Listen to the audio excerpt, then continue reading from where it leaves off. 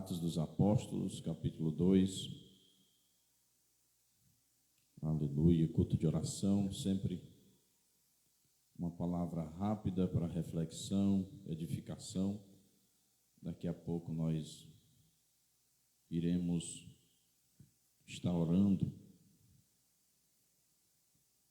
falando com Deus.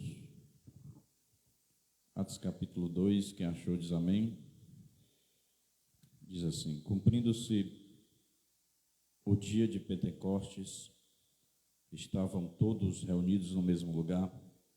De repente veio do céu um som, como de um vento veemente e impetuoso, encheu toda a casa em que estavam assentados, e foram vistas por eles línguas repartidas como que de fogo, as quais pousaram sobre cada um deles. E todos foram cheios do Espírito Santo, começaram a falar em outras línguas, conforme o Espírito Santo lhes concedia que falasse. Glória a Deus. Senhor, que Tu venhas nos guiar, estar conosco, que Teu Espírito Santo nos venha nos direcionar nessa palavra. Fala conosco, usa-nos na Tua presença como instrumento e que a Tua palavra tenha morada em nosso coração. Nos ajuda, Pai. É no nome de Jesus que nós te oramos e te agradecemos. Amém e graças a Deus. Você pode sentar. Nós vimos já algumas coisas relacionadas nessas quarta-feiras a respeito do Pentecostes. Nós vimos a necessidade dele, necessidade de ter um Pentecostes, um derramamento do Espírito Santo em nossas vidas. Nós vimos também em outra ocasião as causas desse Pentecostes, e hoje eu quero falar um pouco sobre o conteúdo deste Pentecostes. O Pentecostes, ele veio porque uma congregação de 120 pessoas estavam unidas, estavam coesas, estavam unânime, perseverando na busca do mesmo ideal. Quando você observa Atos capítulo 1, no versículo 14, diz: todos estes perseveravam unanimemente em oração e súplicas com as mulheres, Maria, mãe de Jesus, e com os seus irmãos. Ou seja, eles estavam unânimes, eles estavam em um acordo, em um só propósito, em um parecer. Havia aqui unidade de propósitos. Hoje há ajuntamentos, mas pouca comunhão. Há movimentos, mas às vezes pouca adoração. Muita agitação, mas pouco louvor. Existe até muita verborragia, mas pouca unção. E muitos são, às vezes, os que buscam o Espírito Santo, mas outros puxam para trás, não querem buscar. Nós vamos abordar aqui em poucas palavras o conteúdo desse Pentecostes. Em primeiro lugar, o conteúdo desse Pentecostes vem através de uma experiência pessoal do enchimento do Espírito Santo. Aqueles discípulos, eles já possuíam o Espírito Santo. A Bíblia diz que aquele que não tem o Espírito Santo, esse tal não é dele. A Bíblia também diz que para eu entrar no reino dos céus, para eu chegar lá, eu preciso ter e ser nascido do Espírito Santo. Também a Bíblia vai falar em João capítulo 20, 22, a Bíblia diz que Jesus, ele havia soprado sobre os discípulos e dito: recebei o Espírito Santo. Então, no mesmo, eles tendo recebido o Espírito Santo, eles ainda não estavam cheios do Espírito Santo. Há pessoas que até receberam, conhecem o Espírito, mas falta algo mais. Falta ser cheio da plenitude deste Espírito. E uma coisa é nós termos o Espírito Santo habitando em nós, o Espírito Santo residente. Outra coisa é o Espírito Santo presidente. Uma coisa é ser habitado pelo Espírito, outra coisa é ser cheio do Espírito Santo. Você que tem o Espírito Santo, eu vou fazer essa pergunta e responda para você mesmo: você já está cheio dele? A sua vida é controlada por ele? O fruto do Espírito Santo, ele pode ser visto em sua vida. Quando você abre os lábios, a palavra de Deus, ela é verdade na sua boca. John Hyde, ele estava indo pregar na Índia, e quando ele ia no caminho, antes dele ir, ele recebe um bilhete, e o bilhete perguntava o seguinte: John Hyde, você está cheio do Espírito Santo? Ele olha para o bilhete e diz assim: mas que pergunta é essa? Ele se zanga até com a pergunta. Eu estou cheio do Espírito Santo, eu me preparei, eu orei, e eu estou indo para lá. Eu estou indo para lá pregar nesta viagem missionária, e ainda me perguntam se eu estou cheio do Espírito Santo. Só que quando ele chega em casa, aquela pergunta começa a queimar no coração dele. Começa a queimar, e ele escuta a voz de Deus dizendo: John Hyde, você está cheio do Espírito Santo? Ele entra no seu quarto, se ajoelha e ele cai em lágrimas, chorando e pedindo a Deus para que ele tenha uma experiência com o Espírito Santo. A experiência do enchimento do Espírito Santo, ela é pessoal. Você observa nos versículos 3 e 4 que o Espírito Santo, ele desce sobre cada um individualmente. No versículo 3, foram vistos por eles repartidas línguas, repartidas como que de fogo, as quais pousaram sobre cada um deles. Observe aí a individualidade neste momento, embora eles estivessem unidos, algo experimental, individualmente. E a Bíblia nos diz que o Espírito, ele vem em forma de vento, para mostrar a soberania, para mostrar a liberdade, para mostrar a inescrutabilidade do Espírito. Por quê? Porque ele sopra onde quer, de forma que ele quer, e ele usa quem ele quer. Ninguém pode deter o vento. Deus não se submete à agenda dos homens. Deus, ele é soberano. Aleluia. Não é porque o homem diz: não vai acontecer, não vai ser assim, mas Deus vem e diz: vai ser do jeito que eu quero, porque o vento ninguém pode deter ele. É por isso que ele vem como um vento veemente e enche aquele lugar. Aleluia. O vento, ele traz esta liberdade. O vento, ele sopra, ele traz vida. Aleluia. Então Deus, ele não submete em formas de homens. O homem não pode deter o Espírito, porque ele opera onde quer, ele sopra onde quer, ele usa quem ele quer, da forma que ele quer. O Espírito Santo, ele vem em forma de línguas como de fogo. E o que é que o fogo faz? O fogo ilumina, o fogo purifica, o fogo, ele acende, aquece e se alastra. Muitos crentes hoje parecem até barras de gelo, mais do que brasa viva. Mas o crente que tem o Espírito Santo, ele é aquecido por este poder, ele tem fogo na sua vida. Benjamin Franklin, ele gostava de ouvir George Whitefield, porque ele podia vê-lo arder diante dos olhos. Alguém pergunta a John Wesley: por que as pessoas vão me escutar pregando? É porque eu me ponho em chamas e o povo vem me ver queimar. Perguntaram a Moody: como eu faço para começar um avivamento na igreja? Acendo uma fogueira no púlpito, porque se tiver fogo no púlpito vai ter reações nos bancos. Se o pregador for um graveto seco, em chamas, até lenha verde vai começar a arder. Oh, glorificado seja o nome do Senhor. Deus disse para Jeremias: eis que eu converterei em fogo as minhas palavras na tua boca. Aleluia. Glória a Deus. A Bíblia vai falar pelo menos 5 vezes no capítulo 6 de Levítico: e o fogo arderá continuamente sobre o altar, não se apagará. Aonde tem fogo não tem frieza, aonde tem fogo não tem peste, não tem besouro, não tem mosquito, não tem inseto que fique. Aonde tem fogo, a purificação, a iluminação, a aquecimento. Se prepara para andar cacharabacana.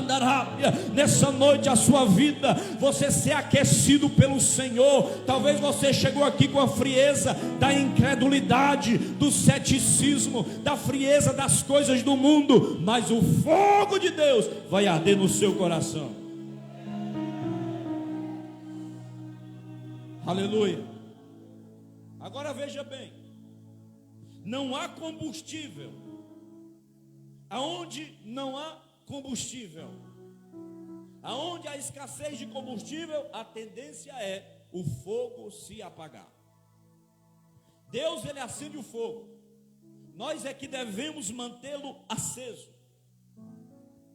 Nós precisamos de uma igreja inflamada, nós precisamos de um povo, de uma geração que esteja inflamada, porque quando a igreja ela perde o fogo do Espírito, os pecadores perecem no fogo do inferno. A geração de Atos, da igreja do primeiro século, eles não tinham um equipamento de som bom, eles não tinham templos suntuosos, eles não tinham intelectualidade e saber filosófico, teológico, humano, mas eles botaram fogo na sua geração. Foram necessários 30 anos para que o mundo de até então conhecesse o poder do Pentecoste e o fogo do Espírito. Quando os discípulos eles ficaram cheios do Espírito, eles começaram a falar das grandezas de Deus. Observe no versículo de número 2 e no versículo 4, que eles foram cheios do Espírito, eles começaram a falar em outras línguas, conforme o Espírito lhes concedia que falasse. No versículo 11, a Bíblia diz: e cretenses a árabes, todos temos ouvidos em nossas próprias línguas falar das grandezas de Deus. Uma das características de quem está cheio do Espírito Santo, irmão, é que ele fala das grandezas de Deus. Eles começaram aqui a glorificar a Deus. Não havia espaço para palavras torpes, para palavras maliciosas. Não existia espaço para murmuração, para reclamação. Acabaram-se as intrigas, acabaram-se as acusações. Nós precisamos de um Pentecostes que tire da igreja toda a murmuração, toda palavra de atitude de derrota. Porque o Pentecostes ele nos leva a falar e desfrutar das grandezas de Deus, de palavra de amor, de palavra de poder e de palavra de vitória. Nós precisamos abrir a nossa boca para falar das maravilhas de Deus. Nós precisamos ser um povo mais ousado, ser um povo mais otimista, com mais entusiasmo. Você tem falado das grandezas de Deus, irmão? Você tem verbalizado, você tem proferido das grandezas de Deus? Ou você só tem murmurado, você só tem reclamado, você só tem dito mal palavra, você só tem falado palavras negativas? Esse povo estava cheio do Espírito Santo e eles falavam das grandezas de Deus. Porque automaticamente, quando se tem o Espírito Santo, você vê aquilo que é de Deus, você contempla aquilo que é de Deus, Deus é revelado para você. Porque o Espírito Santo, a Bíblia diz que o homem carnal não entende nada, o homem natural não entende nada do que é espiritual, porque ele é natural. E as coisas espirituais se discernem espiritualmente. E o Espírito, ele prescruta até as profundezas de Deus. Então quem tem o Espírito Santo, ele tem uma revelação mais límpida, mais ampla de quem é Deus. E uma das missões do Espírito Santo é glorificar o nome de Jesus. O Espírito Santo, ele convence o homem do pecado, da justiça e do juízo. Então pessoas que ainda são negligentes, que ainda são murmuradoras, que só falam o que não deve, e murmura e reclama e faz contenda e confusão, fala palavras que não edifica, e às vezes até palavrão, não está cheio do Espírito Santo. Porque quem é cheio do Espírito Santo, quando ele fala, sai fogo da sua boca. Quando ele fala, a pessoa que está triste, ela recebe o impacto do Espírito e ela se alegra na mesma hora. É isso que a unção do Espírito Santo faz. As pessoas olham para a pessoa e dizem assim: você fala de modo diferente. Quando você fala, acontece alguma coisa aqui dentro. Aleluia. Não é as suas palavras apenas, é a palavra de Deus, do Espírito, que pega as suas palavras e carrega de unção, de fogo, e atinge o alvo. Nós precisamos ser um povo ousado, um povo de fé, um povo com fé e com mais entusiasmo. Você é crente? Eu frequento, né? Qual a igreja? É aquela lá, meu nome, meu Deus. Pastor, é aquele carequinha que é pastor lá, onde é? Ali. Sabe nem o endereço da igreja. Sabe nem a identidade que ele tem em Deus.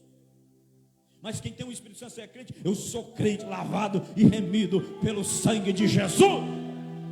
Aleluia!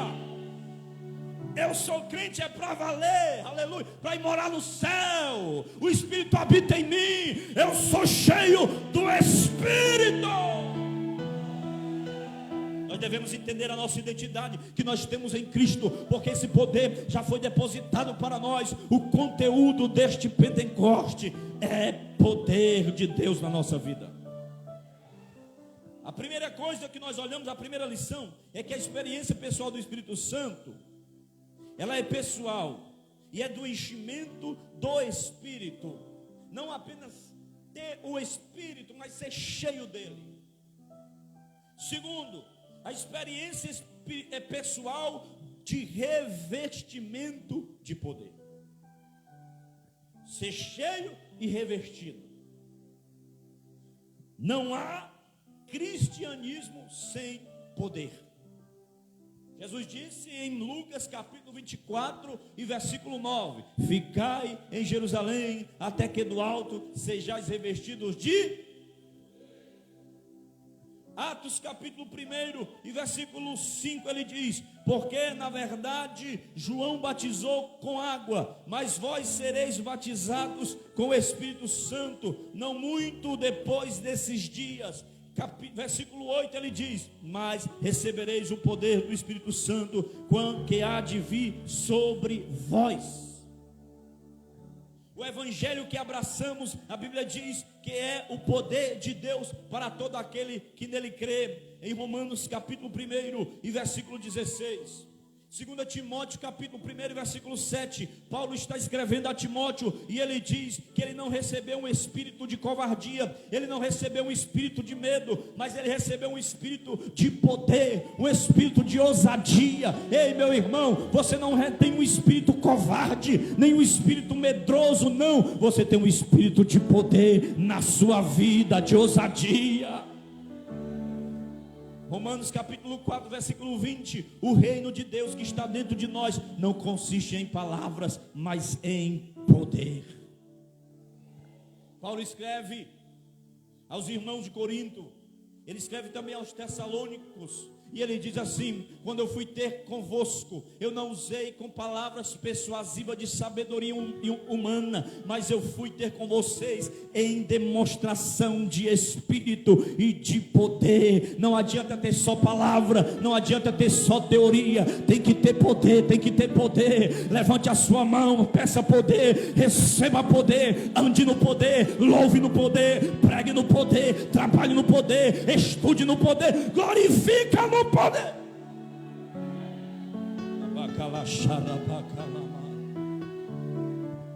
A pregação precisa ser feita com poder. O próprio Jesus, mesmo sendo filho de Deus, não abriu mão desse poder. Ele desce até o Jordão para ser batizado nas águas. E quando ele é batizado nas águas, o céu se abre e o Espírito vem sobre ele, e o Pai brada: esse é o meu filho amado.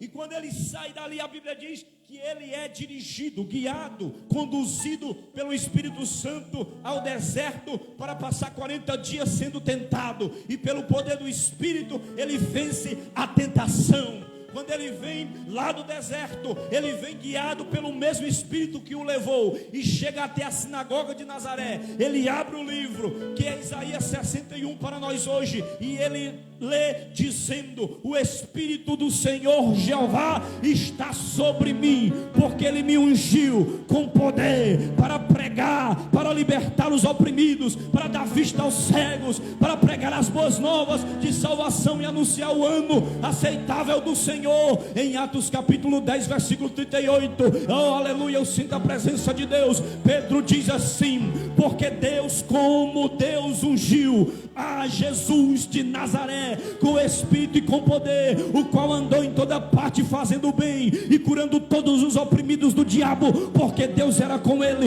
ele tinha poder para exercer o seu ministério. E se Jesus não abrir mão desse poder, quem somos nós? Se Jesus não abriu mão desse poder, o próprio Jesus, mesmo sendo filho de Deus, ele não abriu mão desse poder. Não basta conhecer as Escrituras, é preciso experimentar o poder. Os fariseus querendo debater com Jesus, pegar ele em algum enigma de conhecimentos. E Jesus diz assim: vocês erram em não examinar as Escrituras e nem o poder de Deus. Não adianta teoria se você não tem poder. Não basta apenas ter a cabeça cheia de luz, é preciso ter a unção do Espírito Santo. Sem o poder do Espírito Santo, nós poderemos ter até grandes igrejas, mas não igrejas vivas. Sem o poder do Espírito Santo, nós poderemos ter até grandes congregações, mas não teremos congregações santas. Sem o poder do Espírito Santo, nós poderemos realizar grandes obras, mas não podemos estender as estacas do reino de Deus. Mas precisamos agora perguntar: poder para quê? Para que nós devemos ter esse poder? Muita gente, eles focam só em uma coisa: na beleza, estereótipo, no estereótipo, no que está por fora, no que é lindo aos olhos. Pela beleza, tem muitos castelos construídos e lindos, mas falta o principal, que é o poder do Espírito Santo. Falta o principal, que é a unção do Espírito. Porque às vezes as pessoas querem encaixotar Deus dentro de quatro paredes, querem trancafiar Ele dentro de uma catedralzinha. Mas Jesus vai dizer assim: eu sou maior do que o templo, e o Espírito sopra onde quer. Ninguém trancafia o Espírito, porque Ele não tem monopólio de povo. Ele usa quem Ele quer, Ele enche quem Ele quer. A igreja precisa usar o poder que Deus deu a ela. E essa noite Deus está falando com a sua igreja. Nós devemos ter essa experiência pessoal do enchimento de poder e do revestimento de poder. Talvez você esteja só vestido. Por exemplo, estou aqui com essa blusa, eu estou vestido. Mas se eu pego um terno, um paletó e coloco, eu fico revestido. Então é isso. Eu tenho o Espírito, mas eu preciso de um revestimento do Espírito. Eu preciso de um manto de fogo sobre mim. Eu preciso de um manto de unção sobre mim. Aleluia. Jesus chegou diante do discípulo e ele disse: receba o Espírito Santo. Pronto. Mas não pode se contentar só com isso. Ele diz: olha, vocês receberam, mas presta atenção, porque vocês vão ficar em Jerusalém. E é para quê, Senhor? Vai ser revestido. Revestido de quê? De poder. Para que eu vou ser revestido de poder?